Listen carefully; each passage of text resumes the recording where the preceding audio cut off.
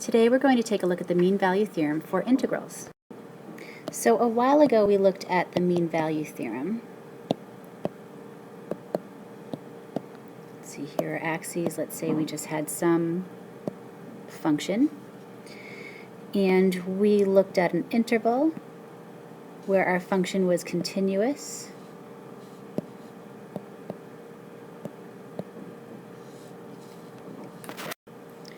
And differentiable, and if that was true, we knew that we would be able to find some place in that interval where we had a parallel tangent line. So we said as long as our function was continuous and differentiable on our interval, that someplace there was an f of c, or f prime of c, that was equal to f of b minus f of a over b minus a. So now we'll take a look at the mean value theorem for integrals. Now we still need this idea of continuity going here.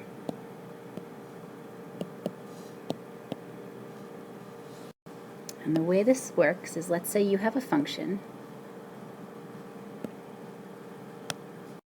and we're looking at that function just from some a to b. Now the area under this function from a to b can be expressed as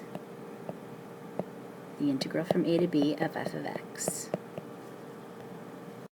And the mean value theorem says that someplace there is a c. Somewhere in between a and b there's a c,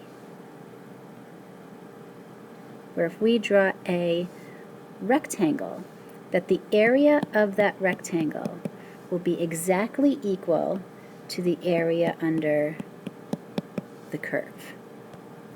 So somewhere there's a c, right here,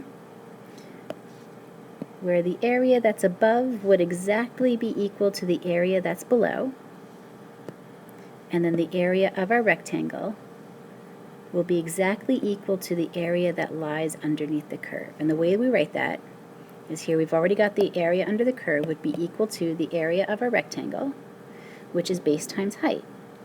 So the base is this length here, which is b minus a,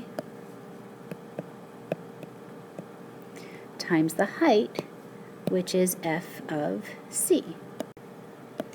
So this over here would be f of c.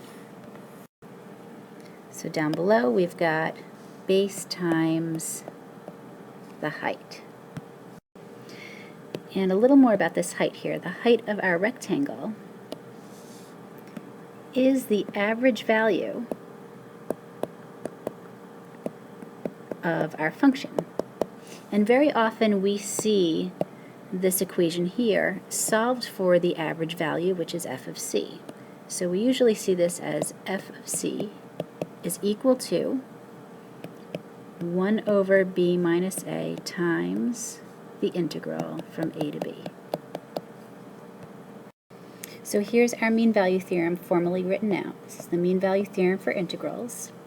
If function f is continuous on our interval, then there must be a c contained in the interval such that f of c will be equal to 1 over b minus a times the definite integral.